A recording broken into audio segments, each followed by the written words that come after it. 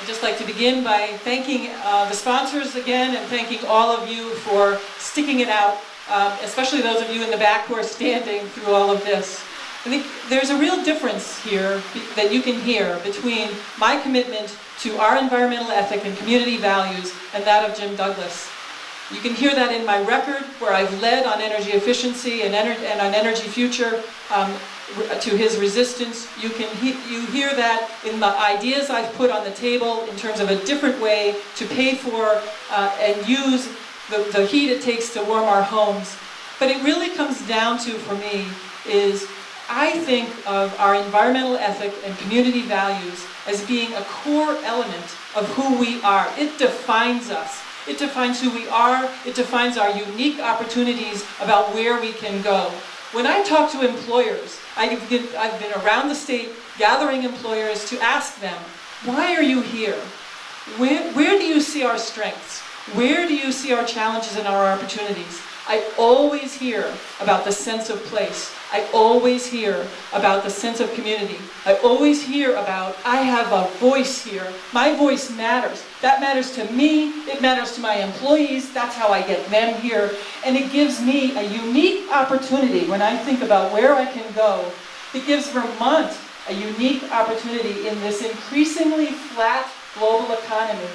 We have that community ethic, that environmental ethic is what defines us and the opportunities ahead of us. Governor Douglas sees them as obstacles, as something to work around, that these environmental regulations, let's find a way around them. I say, let's build on them. They're the foundation of who we are as a state, and they give us tremendous opportunities. And it's because of that difference that I have stepped to the plate to run for governor, and I ask for your support in November. Thank you. Only a couple of years ago would not have imagined that in 2008 an election would come down to such basic issues as to whether or not people this year will be able to heat their homes or put food on the table. But that's just how serious this is. We need to change lifestyles, whether we like it or not. We haven't mentioned peak oil. We've talked about the need to break our dependence on big oil and industrialized agriculture. We need to think outside the box. We need to put different kinds of solutions on the table. That's the work that I have done for 30 years, much of it with people in this room and around the state. Now, I want to mention one other thing that you may have noticed. There are 3 candidates for governor this year. When we talk about the country wanting change and getting change, we have to think about the kind of change we're going to bring to Vermont and how we're going to go about bringing that change. I want to remind you, those folks who say in a 3-way race for governor, the incumbent might win, that in fact the incumbent has beat 3 Democrats 3 years in a row without a progressive in the race.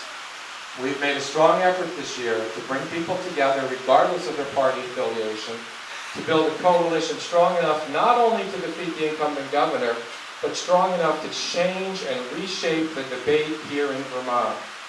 2 things. A couple of years ago I ran for lieutenant governor, got 25% of the vote. Pretty amazing for someone who is not a Democrat or a Republican. A lot of you here didn't vote for me then. Everybody who voted for me last year does it again and brings a friend. You know what? We're going to win this race. And we're going to have a different kind of governor, and we're all going to be able to think outside the box. Think about change. Think about the fact that change does not, we all want it, we all say we want it. Change does not come when you act based on fear. Change comes when you act with courage. And I'm asking you to act with courage and help us move Vermont forward. Thank you. Kevin, please hold your applause. There certainly is a difference in this campaign. Vermonters will have a very clear choice among the candidates who are seeking the governorship of our state.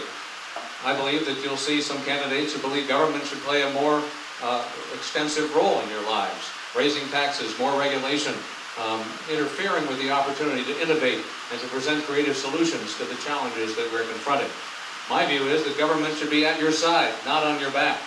We need to be sure that government provides the resources, as Abraham Lincoln said, that people can't provide for themselves or can't do so well for themselves, but then let people release their creativity as Vermonters have done for generations.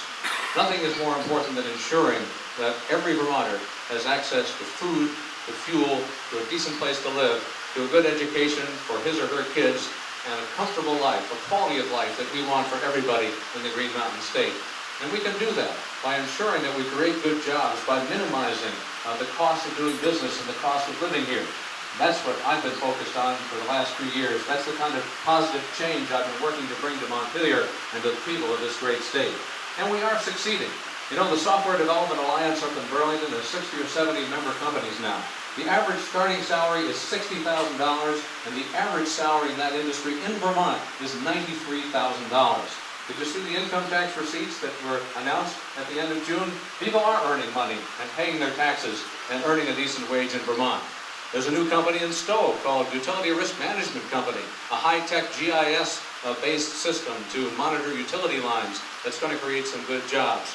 I was at a business in Lyndonville just yesterday, a high-tech company that's hiring a lot of 20-somethings to put sporting events on the web. Several dozen new jobs in the Northeast Kingdom of our state. Good things are happening because innovative ideas are coming forth.